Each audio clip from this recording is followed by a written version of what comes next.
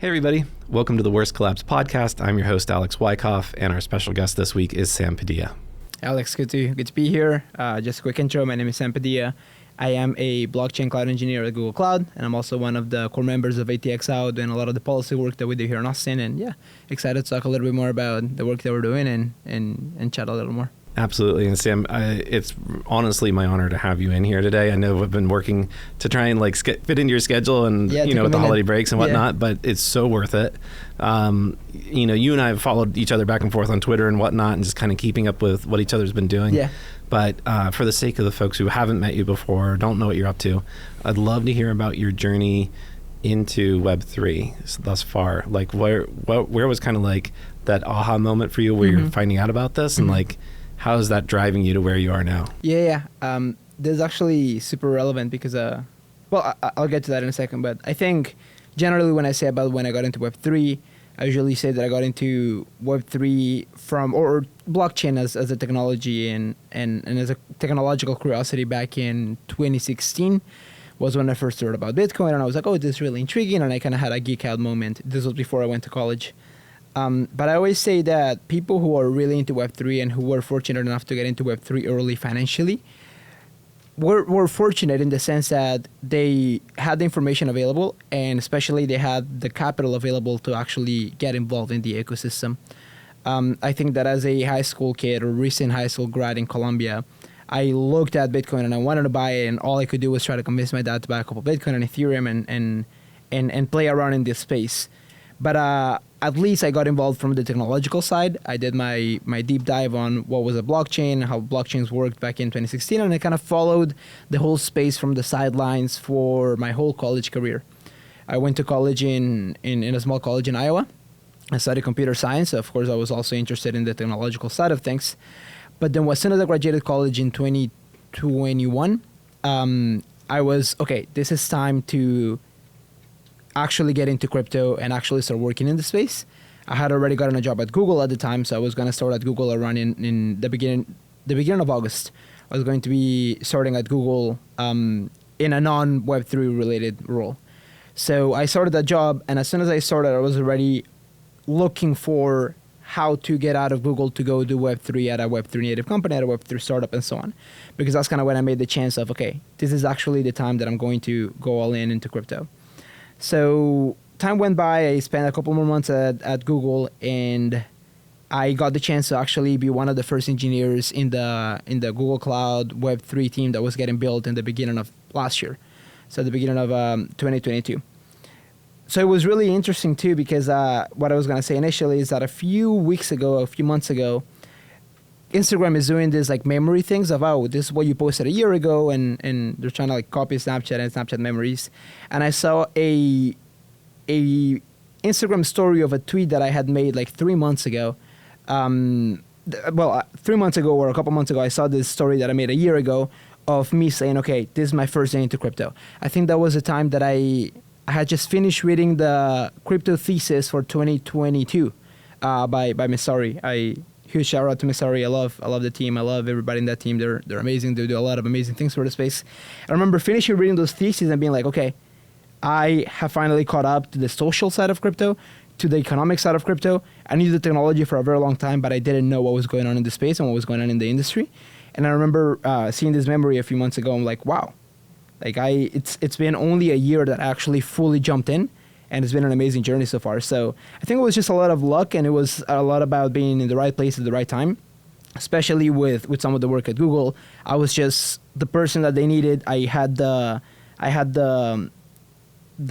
cultural knowledge of crypto, I had the technological knowledge of crypto, and I had the opportunity to be able to move to that team immediately as soon as the team started. So that was a lot of luck. And around the same time, a couple months earlier than the time that I joined the team at Google, I had already started with ATXO. And I started to work with the group and trying to scale it out to make Austin a better city to do crypto and to be a crypto aficionado from. That's really far out. There's a lot of threads to pull on there, but I think the one that I'll poke on first is ATXDAO, and that's a really unique institution here. Maybe I can call it an institution at this point, because it's been around for a little while. here in Austin, Texas. And I think there's a lot to talk about in terms of what does it mean for there to be a group that's really specific and local, but at the same time participating in blockchain technology. And then the other thing I'd love to dive into is what has been going on in this past year in particular with all of the work you've been doing with legislation, right? Just with Austin naturally being the capital, that gives you a lot of access that you wouldn't necessarily have if you're, out in other parts of the state. Yeah. So let's start with just ATX DAO as the group of humans. And what did it mean for you to join that group of humans and to get to meet some of those folks and to see what they're all about? Yeah, so around that time of, those 2 to 3 months that I had just started at Google, and I was a little frustrated of the fact that I wasn't working in crypto full time, and the time that I was trying to look for crypto opportunities outside of Google. I had a trip to San Francisco. I went to a couple of conferences. I met with a couple of friends there who were kind of helping me kind of get up to speed. And I remember coming back to Austin completely unaware of the crypto scene that we had in Austin, thinking, damn, I wish there was a better crypto scene in Austin. And somehow I found ATXOW on Twitter. And I went to one of the ATXOW meetups, and immediately it was it clicked for me immediately. Not just with the people. Everybody was super nice. Everybody was super kind. But just with the mission, with the idea of we're trying to make Austin a better city for crypto. And it was a super early organization at the time. I think I'm talking about maybe October of last year, and the DAO was officially started maybe 2 months before that. So it was one of the first meetups that happened with ATX DAO. So the fact that I went and I saw the people and I was like, yeah, I like this community. I like kind of the work that we're trying to do. And I want to be part of building this organization further. And the fact that I first had the fortune and the ability to basically drop a month's worth of rent on the NFT at the time, because it was probably at the peak of the price of ETH, and the fact that I was so invested into the community and the mission and the idea. I wouldn't even call it a mission at the time. It was more of an idea of we would like to do this, but we don't even know how to actually make it happen. Was in retrospect, it was a little crazy of a decision, but I'm very glad that I decided, I'm not only going to buy the NFT, but I'm actually going to go all in. I'm actually going to start putting in the work. Perhaps for those who are not aware, to give some context on ATX DAO, we're just an organization, a DAO, an institution, as you were saying, dedicated to making Austin the crypto capital of the world. So we do that mainly by helping the communities get together. So if there's folks local to Austin listening to the podcast, if you know that there is nothing better than an ATXL meetup, an ATXL party. We also do a lot of onboarding of businesses and artists onto Web3. So we help businesses kind of be more innovative and think of new ways to get involved with crypto. We're actually doing a pitch competition for the startup ecosystem here in Austin in a week, actually. We also help artists get onboarding onto crypto. A couple blocks down south from here, from the studio. There was a really big mural that we helped an artist paint, turn into an NFT and so on. And then there is a policy side, which you mentioned, that I can talk a little bit more about in a second. But we're also trying to make Austin and Texas more crypto-friendly from a legislative perspective. And all of those three things, the community, the innovation aspect, and the policy side, are all kind of working in this trifecta to help make Austin and Texas more crypto-forward, to become the example of what it means to be a crypto city. Excellent. So the first thing I'll say before we kind of segue over to legislation is, of course, I know you, I know Ken, I know Mason, but I'd be curious if somebody's really new and hearing this for the first time and thinking, I'd love to get introduced to ATX DAO. Is there somebody in particular that you would say is a good point of contact as kind of the welcoming committee?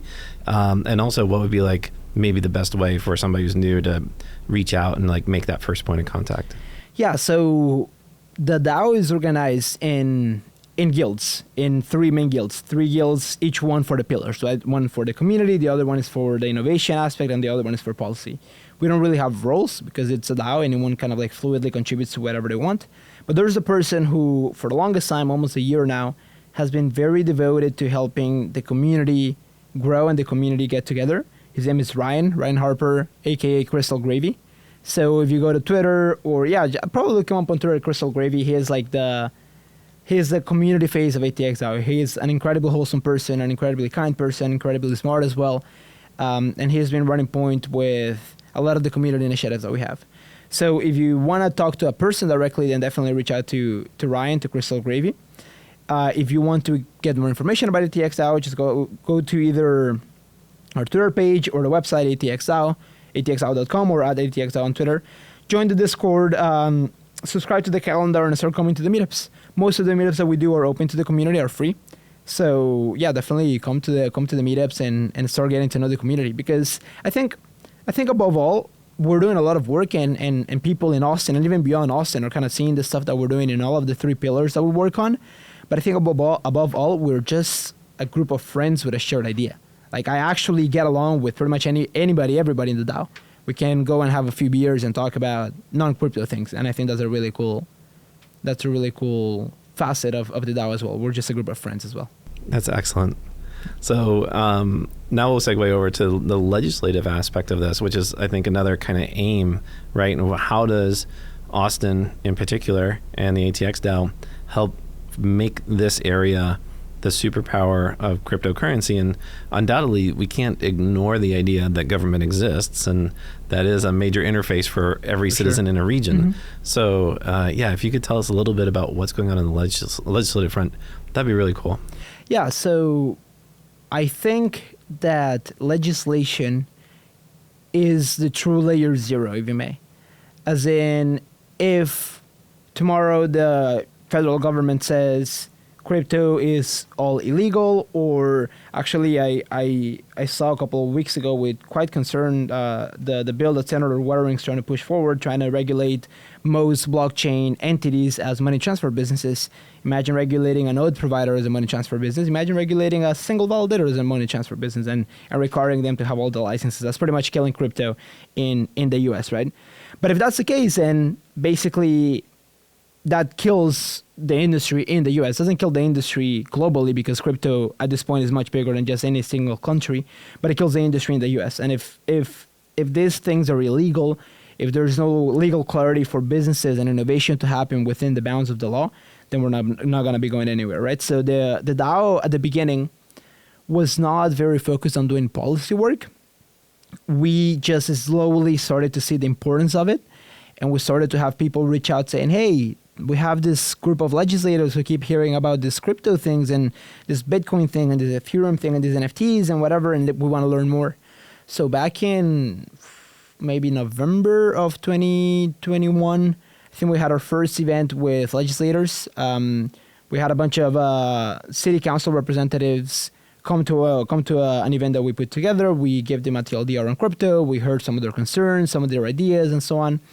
And from there, we started to develop this policy arm of how can we become the legislative experts in crypto, but not just legislative experts, but the technological experts who can communicate to the legislators what exactly this is and how do you regulate it in a way that actually incentivizes all the values that Texas and Austin pride themselves on, like freedom and property and the small government and empowerment of the individual and so on. And I think both from the values that the state holds, the values that crypto represents, and also the technological knowledge that we have in Austin and in Texas as a whole, I think we're in an amazing place to actually be at the forefront of legislative innovation, not just technological innovation, but also legislative innovation for crypto. So this whole spiel is to say basically that on the legislative front, happy to talk about some specific initiatives that we've had, but on the legislative front, the main focus is let's become the go-to for legislative expertise for crypto. We're not trying to do politics necessarily. We have relationships with representatives across the aisle. We maintain good relationships and so on, but we're mainly trying to do clever policy. So we understand how things work socially and technologically, and we think, okay, how can we actually take this technical knowledge that we have and translate it into something that is digestible from a legislative perspective that legislative experts can then run with. And in the DAO, we have folks that sit anywhere in between that spectrum. We have folks that are extremely knowledgeable from the social and technological side, and we have folks that have made careers as lobbyists. So we do a really good work of walking that technological gap and helping translate and helping drive a more thoughtful discussion around legislation in the city level in Austin, but also in the state level as well. That's really fantastic. I mean, when I look at how corporate law works out differently from state to state, right now, if you're trying to start a kind of a cryptocurrency related business, I think a lot of people turn to Wyoming because it feels like the most cut and dry, where they have this like reasonable integration between cryptocurrency and banks. And then when it comes to organizations and DAOs in particular, I noticed that there's quite a few that are looking at Colorado's Series LLC. Mm-hmm. So if you look at, for example, Opolis, mm-hmm. I think is greatest example, where there's kind of like this mothership LLC and then a bunch of baby LLCs underneath it. And then there's also the group from IDEO. They have their own kind of like DAO of DAOs that they do from an investment perspective, and like how do you hold like a portfolio of assets. I think they're also using the Series LLC out of Colorado. I look at both of that, and then I also look at Delaware and what that's meant for C Corp as a whole across the U.S. How many different companies in how many different states, their comptrollers and their revenue, they just totally miss out because Delaware has done this one thing differently that has captured the interest and has been like a very kind of business-friendly kind of move, such that a ton of people register in Delaware, despite the fact that the overwhelming majority of employees are nowhere near Delaware. Yeah. I think that we're in that opportunity of space where Texas could really innovate and create something that is mm-hmm. very business friendly, so that we could become kind of the Delaware, if you will, of cryptocurrency legislation for business. And I'd love to see that happen. Yeah, a few thoughts there. I think Wyoming, the Wyoming DAO LLC, which I'm assuming is what you're referring to, is a good example of innovation, legislative innovation, implemented in a rushed way. And the reason why I say this is I think the impression that I have from Wyoming, and this is also kind of conversations that I've had with a lot of legislative experts in the state. And also, let me just make a quick parenthesis here that although I have studied a lot about legislation in the last few months, kind of unexpectedly, I'm no legislative expert. I have no background in law. I'm actually background in engineering. So I'm more going back to the spectrum of people who understand the technology really well and people who understand policy really well, and more on this side, significantly more on this side. I'm just a good communicator. So that's kind of why I've been pushed onto this space. But going back to the point that I was making, seems like Wyoming wanted to innovate when it comes to DAOs and when it comes to Web3. But if you actually read the DAO LLC statute in Wyoming, it's bizarre. They implemented mandatory quorum levels. They implemented some defunct, like if the DAO doesn't vote for a period of time, I think it's 2 years, then the LLC gets dissolved automatically. So some weird things about the structure of the DAO LLC that were implemented, I'm assuming with some legislative rationale that I'm unaware of, but that in reality end up being a little bit more harmful than they are actually beneficial. The interesting thing, though, is that a lot of people keep gravitating towards Wyoming, not necessarily because that is a better legislative solution, but because it is clear that you can be a DAO in Wyoming.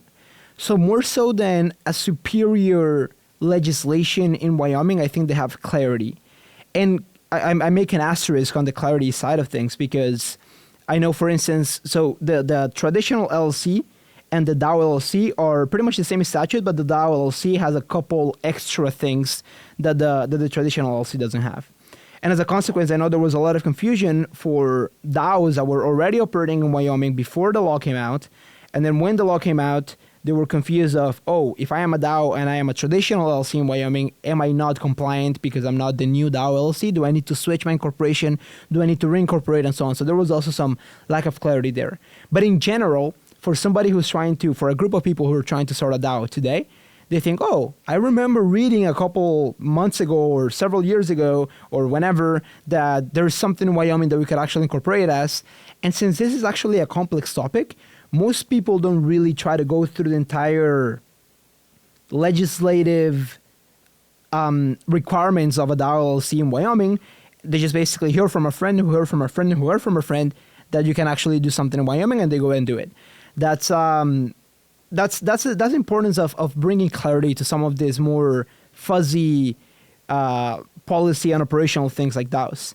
And that's part of what we're trying to do here in Texas, bring clarity, saying, yeah, you can actually be a DAO in Texas, but bring that clarity not through completely wild policy innovations, but rather as very simplistic, pragmatic, and functional innovations as well. So changing a few, our proposal here for Texas that we're actually discussing with legislators right now is not to create a completely new model for a DAO. It's not even to create a new model for the LLC the same way that Wyoming did it, but rather to change a few things in the actual LLC statute for people to be very, for us to make it very clear to anybody trying to incorporate as a DAO in Texas that yes, you can be a DAO in Texas. If you incorporate it as an LLC, you can operate however you want, and you have all the power to do so.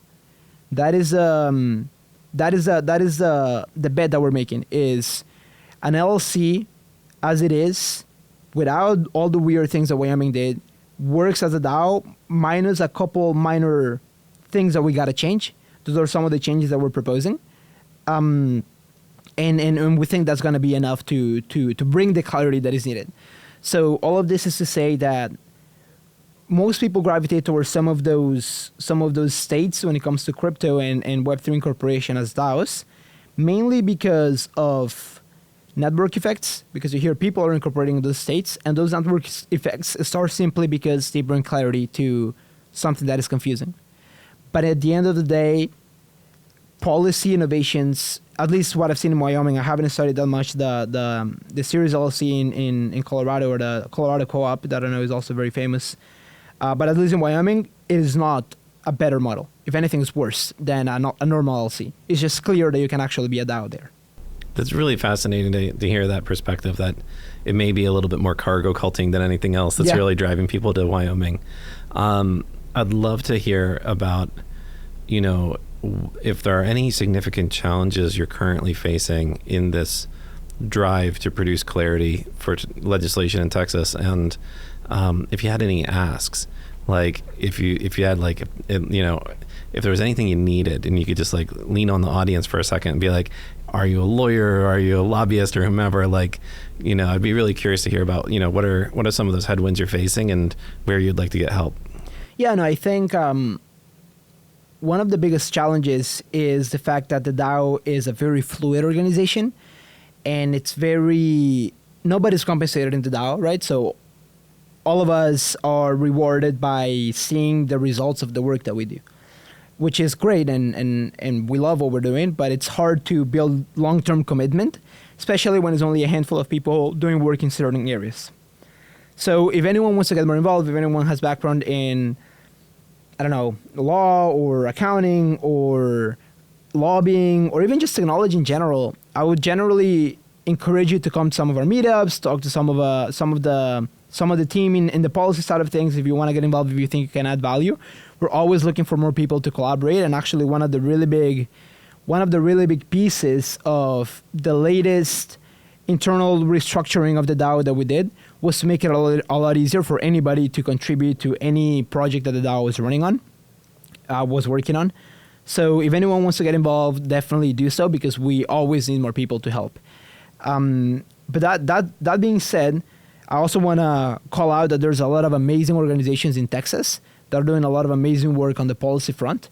One of the main ones, which we have a great relationship with and we work very closely with, is the Texas Blockchain Council. They are incredible. They are like a professional version of some of the policy initiatives that we have. We are very community focused and very grassroots and very volunteer basis. They are also very grassroots and very community focused, but they're professionals at it. And Lee and the whole team of the TBC are just amazing, and they have been driving this forward. And I think people generally associate Texas with blockchain, and a big part thanks to the work that they're doing. So yeah, we're well covered by the TBC and some other organizations that are doing great work in Texas for sure. Awesome. Yeah, and I saw the TBC had quite the shindig toward the end of the year here. It was really nice, kind of like black tie soiree. That was really cool to see. And, it was a great conference. Yeah, and I'd love to they do put on regular events here in Austin, Texas, and I want to think maybe in a handful of other spots in Texas. They're based out of Dallas, so they also put a lot of events in Dallas, some events in Houston, and so on. The big cities in Texas. Yeah. So I was curious. Should people just Google up Texas Blockchain Council if they want to get in touch with them, or if you knew of a better contact? Yeah, I think just go to their website. Look them up on Twitter as well. Anyone in crypto is super responsive on Twitter. So yeah, Texas Blockchain Council on Twitter, Texas Blockchain Council on their own website. And I would also encourage you to look at the federal level of policy. There's actually something that we're trying to get a little bit more involved in, is how can we take some of our policy efforts beyond even just Texas and to the federal level. And I know there's a lot of great organizations doing really good things. One of which comes to mind is Lobby 3, the lobbying DAO started by Andrew Yang and some of his team. We work closely with them. Another really good organization is called the DAO Coalition. It's a coalition of DAOs that is kind of working as a DAO as well to try to do lobbying at the federal level. And it's focused on Web3 lobbying at the federal level by collecting the local experience of a lot of DAOs across the country. So there's a lot of cool things also happening at the federal level, but it's a little bit earlier. Some of the lobbying that we have at the federal level is much more. Let me just say it's harder to do grassroots influence in policy at the federal level than it is to do it at the state level, just because there's a lot more. It's more complex, right? Let's just say it's more complex. So, although we have a lot of good organizations, I think it's early at the federal level of grassroots influence in crypto. But I do think that a lot of the progress that we're going to be seeing in this year and the next few years is going to be happening at the state level, because I think state governments move faster. There's a lot of crypto like business laws or blue sky laws that the states can actually regulate. And I think we're seeing this trend of the federal government starting to delegate a lot of its decisions to state governments, and especially crypto. I think there's a lot of crypto relevant decisions that can be happening at the state level, and I think a lot of the work that we are doing, specifically with ATXDAO, but a lot of the policy oriented people in crypto, yes, it's important to be working in DC and at the federal level, but also not forgetting the importance of state influence, especially when you're privileged to be in a state like Texas, like Florida, New York, or Wyoming, that are very crypto forward and very crypto friendly as well. Awesome. I think when we think about the federal level and also thinking about building in crypto in general, there's always that thought of jurisdictions and that idea of like there is some kind of boundary around the physicalness of the boxes, right? Whether it's a validator or a node or just a server, if you have one that's like, if you put your dApp on a specific server and not on, a proper kind of Jamstack compliant thing like IPFS, I think a lot about where Web3 has very naturally gravitated toward the cloud. And I think a lot about where folks have maybe put the majority of work currently, I notice it in Amazon, right? Some stat I saw thrown out there was something like over 60% of the dApps that are out there tend to be hosted on Amazon. And of course they play across multiple jurisdictions, and you could always move your dApp from zone A to zone B and cross a state line or cross a country line. And I know, of course, Google is working in this arena as well. When I see how much of the work is being done in Amazon, I see almost a decentralization argument to say you should be building on Google, if only for the sake of decentralization. I know that there's, certain amounts of things that you can get into and can't get into just by, the nature of your work. But I'd love to hear, for as much as you're willing to share, what has your journey in Web3 at Google been like? And what would be some things to look forward to as somebody who wants to build in Web3, who wants the convenience of the cloud, but doesn't want to contribute to centralization by piling on to what already exists in Amazon? No, I actually love that prompt. I'm going to respond with some personal work that I've done kind of independently that was related. It was tangential to some of the work that I've been doing at Google, but reflects the point that you are making very well. Solana, I think, is a perfect example of a network that I love the Solana community. I think Solana is an amazing project. And the interesting thing about Solana is that running Solana nodes is hard because of the requirements of the network, because of the incredible speed of the network, and so on. So a high-performant network needs high-performant compute. And most of that compute is usually found in enterprise-grade cloud solutions like AWS, like Google Cloud, or even smaller clouds. And most people tend to gravitate towards the cheapest options. Namely, a lot of people in Solana gravitated towards Hetzner. So tangential to work, and for the sake of curiosity and just for my own sake, I built a node scraper for Solana that basically allows you to look at the cloud providers of all of the nodes connected to the network, or at least the nodes that are discoverable and so on. I remember finding stats that around, and it was an interesting project because I wasn't just looking at RPC nodes and the total number of RPC nodes or even validator nodes across all cloud providers. I was also doing a distribution based on stake, because in a delegated proof of stake protocol like Solana, validators not necessarily equal stake. So you can have 100 validators in cloud provider A, but if those 100 validators have only 10% of the stake, and then you just happen to have 2 validators in cloud B, but those 2 validators have 30% of the stake, then that's the concern. So looking at how is the stake distributed across the network. I remember finding some really incredible information, and all of this is available on my GitHub if people want to check it out and play around with it. But Hetzner specifically had around 40% of the Solana validators at the time. Something around 30% of the stake were in those 40% of validators. This was a little bit before, like a couple of weeks before, Hetzner announced that they were banning Solana nodes, and they're like, no, like we don't want Solana nodes anymore if you're running cryptocurrency workloads. And I think it's cryptocurrency in general. I don't want to speak for Hetzner by any means here, but I think it was cryptocurrency in general, but specifically targeting the Solana community quite heavily, saying we don't want your workloads. You gotta get out. That was a really good example of the dangers of infrastructure centralization when you have a lot of infrastructure running on a specific cloud provider. So to your point, yes, I think it's important for people to be aware, but I think this information is not easy to find. It's not easy for you to see what is the infrastructure distribution of Ethereum, of any L2, of Solana, of any Cosmos chain. I think the industry as a whole has not caught up to that discussion, that more nuanced discussion about infrastructure decentralization, in terms of where are the validators hosted, where is the stake distributed, both across providers but also across geographies. I do think that there's a lot of beauty in the whole, for instance, Ethereum stake at home movement, but I also think that when you're talking about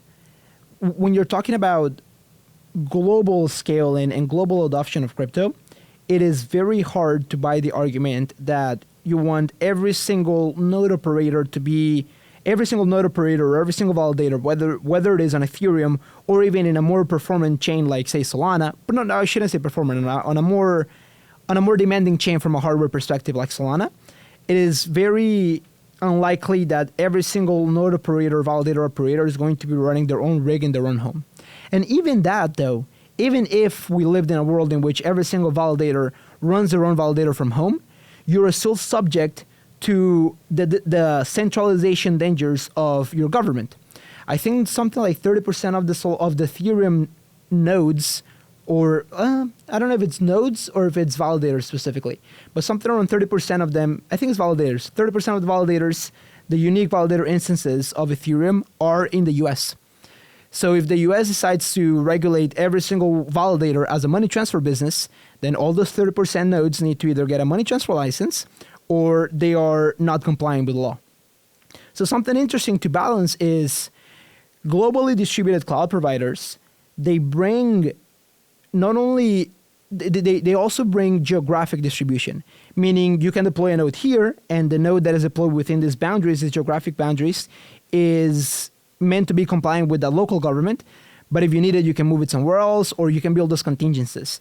But at the same time, as you move stuff to the cloud, you also build the vulnerability of maybe at some point a given cloud decides to ban all crypto workloads like Hetzner did, for example, and you need to, and basically that weakens the network, that may bring the network down and so on.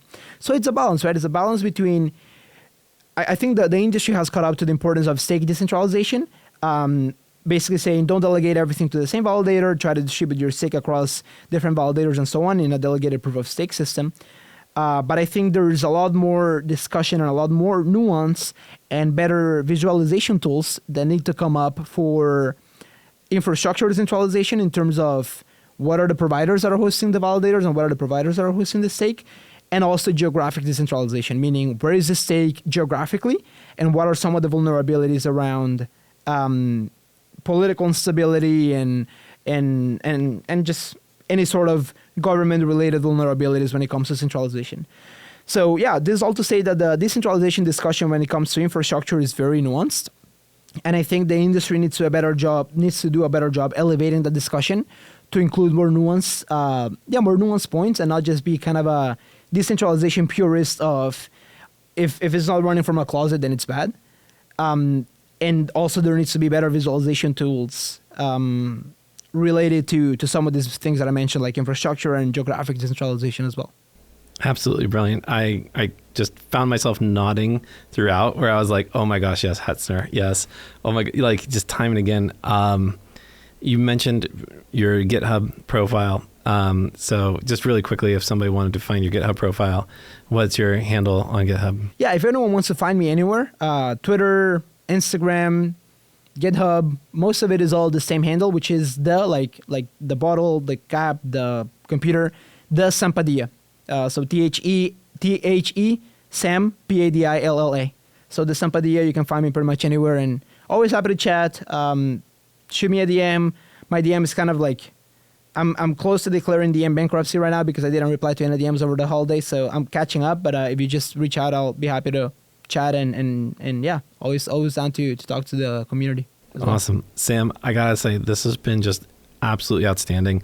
I would love to have you back just to talk about infrastructure. That would be awesome. I lived this working at Stakefish. They have a sister company, which is F2 Pool, which is one of the largest validator, miners for Bitcoin, Ethereum, etc. No, Stakefish is one of my favorite validators. So love the work love Stakefish. I delegate to them often. So yeah. Yeah, I would just so love to talk about that because they started out of China and they had that whole thing to go through. Yeah. So I would love to have you on for a follow-up podcast just to talk about infrastructure and dive in on that more.